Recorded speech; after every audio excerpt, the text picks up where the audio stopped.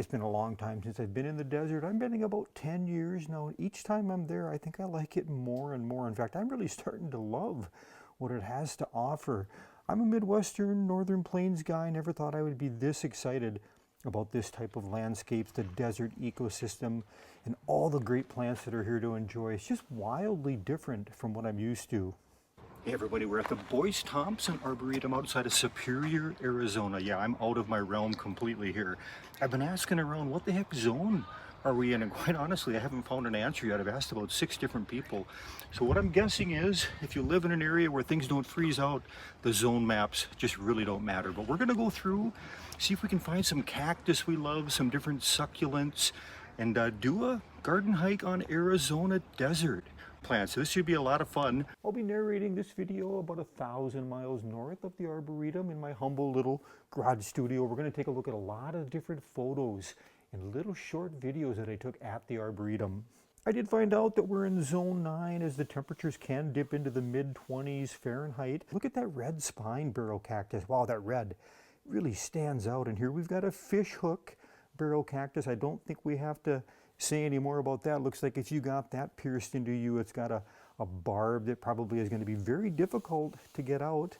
And I think on this one, you're going to know what I'm saying after I give you the name. This is owl eye cactus. Yeah, cool little thing. I spotted that from quite a ways away. And here we've got the short-spined golden barrel cactus. I think this is probably my favorite. Maybe it's because they use it in this really, really cool mass planting that you see here. The barrel cactus serves as a good source of emergency water, that is if you can get through those spines. My understanding, the barrel or globe cactus have beautiful flowers. Unfortunately, we're here just a few weeks early to see the desert in bloom. Here's one. It's not a barrel cactus, but boy, falling on this guy looks like it would be nasty. This is the straw-spined strawberry hedgehog. As we entered the Arboretum, this was a area where they had a plant sale. Looks more like what they would sell for house plants in my area, but yeah, these are all set to be planted out in landscape. I think the agaves are definitely one of my favorites that we saw here. The agave is also called the century plant, and I found it interesting when researching that it flowers only once at the end of its life cycle, which is about 20 or 30 years. It does produce adventitious shoots from the base, so it allows it to continue growing. The agaves can get about 6 to 10 feet tall on average, and when they do flower, that stalk can reach heights of 25 to 30 feet. I would just love to see something like that. I didn't get the name of this one, but it looks like that agave there, it looks like that's going to be one of the flower spikes starting there. Here's a narrow leaf agave, and here we've got one called Wakucha agave, or the artichoke agave, much more compact. And I thought this was kind of a nice little agave, the Queen Victoria. Let's move on to the flat-flowered aloe. This has a flattish flower, hence the name, and it can get over 10 feet. This is going to draw in the hummingbirds.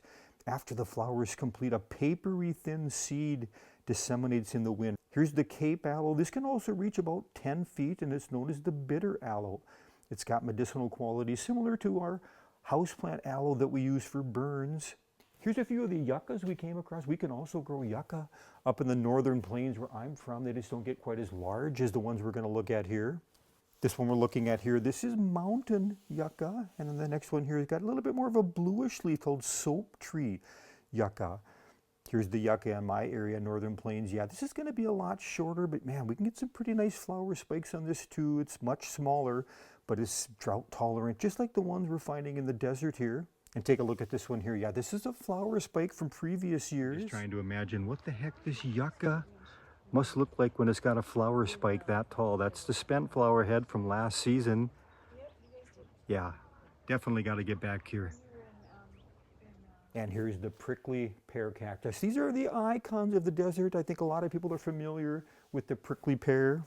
Okay, there's hundreds of varieties of the prickly pear. They get their name from the flavorful fruits that are pear-shaped. They've also got showy flowers.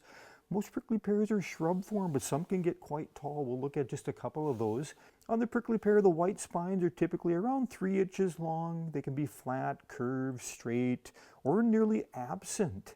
About 1,000 miles north where I'm at, yeah, this is prickly pear in my area of the northern plains. Look at that, just stays very, very short to the ground, but I enjoy this. I'm gonna probably enjoy it even more now. Here we've got Texas prickly pear just starting to show us some early signs of flowers to come. Next we've got chaparral, prickly pear, nice close-up of those thorns, and Santa Rita. I really like this one. This one's got a nice reddish purple pad. That color intensifies if they're stressed by cold or drought. And then during the summer months, they have a softer bluish gray look. Here's a prickly pear I spotted growing in a tree trunk, and that's actually about 6 feet off the ground. And here's one of those larger prickly pears, kind of the tree form called cardone prickly pear or giant prickly pear. This one gained about 12 feet and it really has quite a bit fewer thorns on it.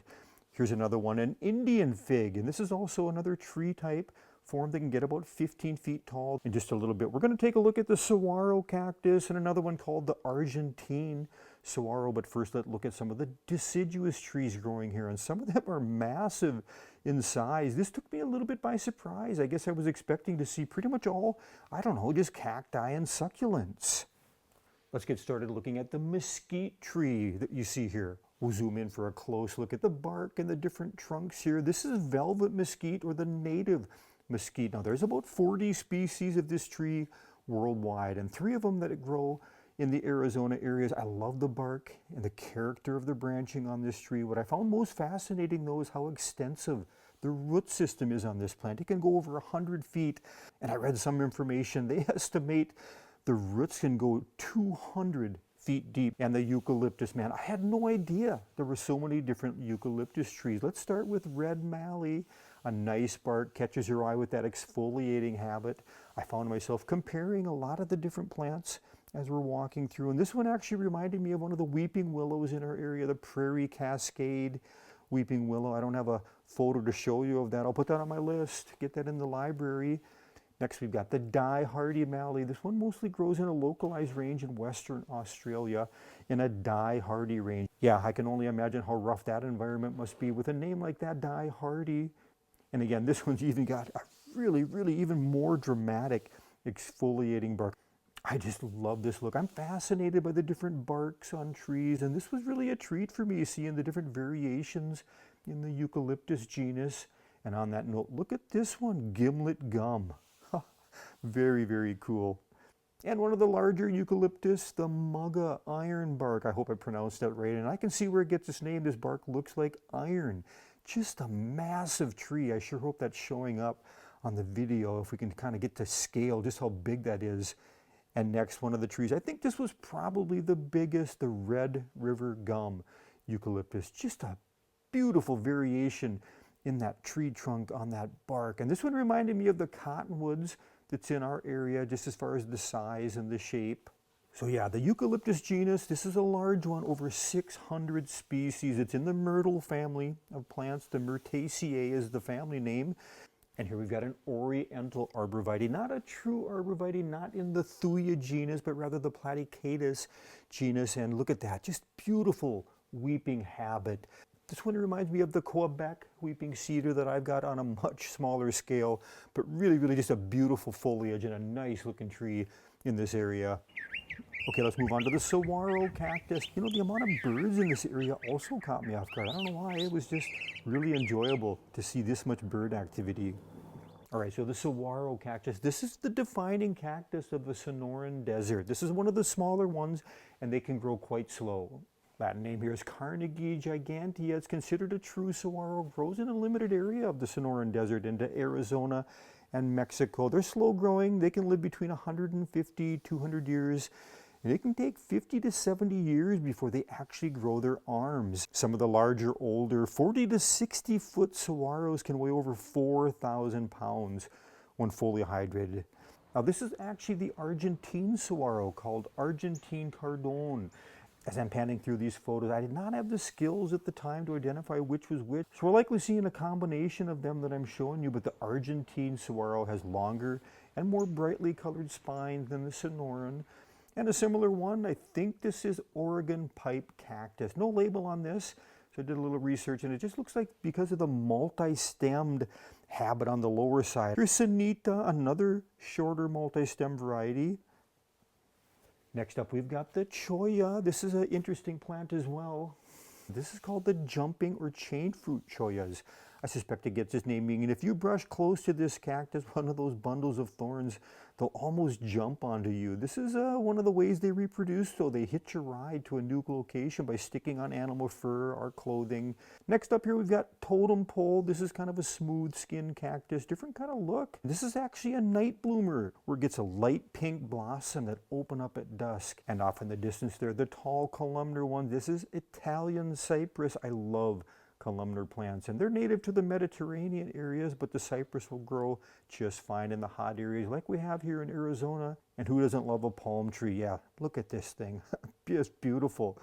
And even though most palm trees prefer low-level areas along shorelines, riverside flats, some varieties will do just fine in these mountainous elevations. They'll often thrive outside their native habitat. And here we came across a little bit smaller palm, a shrubby palm, the Mediterranean fan palm. What a beautiful plant we've got here.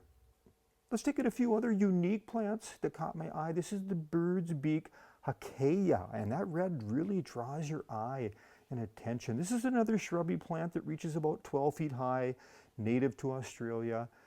I was also surprised to see a barberry here, so I really enjoyed this red barberry. Look at the size of this bee. Man, one of the gals in our group was allergic to bees, so she wasn't quite as interested in this as I was. Here's a look at the difference in bee size in my area. A little honeybee here on an emerald carousel barberry. And here's one of the more unique trees we came across, the boojum. Yeah, definitely a strange appearance, but some really interesting characteristics. It's said to be shaped like an upside down carrot, but that's where it stores its water, in that lower bulbous area, so it can survive the long dry periods in the desert here. I love the contrast of the white bark and small scale-like leaves. The largest one here, I guess, is over 30 feet tall now. And similar to the boojum, the ocotillo, that's native to this area. Spiny shrubs, got long whip-like green stems. We're going to miss the flower on this, but they sound like they're pretty nice with an orange-red cluster at the tip of each branch. All right, so yeah, so many beautiful different things to see here. This was a trail that you could take. We didn't quite have enough water, didn't realize it was there, but you can meander down into those lower areas of this canyon, work your way around the entire arboretum. And here's a shout out to the porters here, some family members of mine. This isn't their barn girl, just have the same name, but this was just a great little place to stop by midday. Took a break from the arboretum, had some lunch at this porter's barn girl. Highly recommend it. A lot of fun listening to some great music. Enjoyed the sun and food and drinks that they had to offer. So many beautiful things to see. I can't tell you how much we've enjoyed this day at a desert arboretum. We're going to switch gears now, take a look at some of the plants that we looked at, how they're used in some of the different residential landscape. We'll go ahead and take a little bit of a stroll here, see if we can spot some of the different agaves. Here I'm wondering if we've got that organ pipe. I think that might be an actual saguaro, the tall one. It could be that Argentine saguaro. We've got some of the globe cactus that we looked at. So yeah, just a lot of fun to come back from the arboretum and see how many different unique plants that we were able to learn about and then see being used in the landscapes. Now, I don't remember seeing this one at the arboretum, but I'm pretty sure this is the state tree, the Palo Verde. There's a foothill or a blue variety, but you can see where it gets its name with that greenish bark. And in the Palo Verde, it means green stick in Spanish. Where we stayed, we had a beautiful view of the Superstition Mountains in the backdrop. This is one of the jumping chollas, and this is a pasture right outside our back area. I didn't realize that cattle, they graze in these type of areas. It seems like it's going to be pretty tough to find food. I'm more used to the cows that look like this out in the rolling plains with lots of grass. My compliments to the Boyce Thompson Arboretum and the state of Arizona. We had a great time at our short little vacation in your state. That's all I've got for this garden hike. I appreciate you stopping by. We'll see you again next video.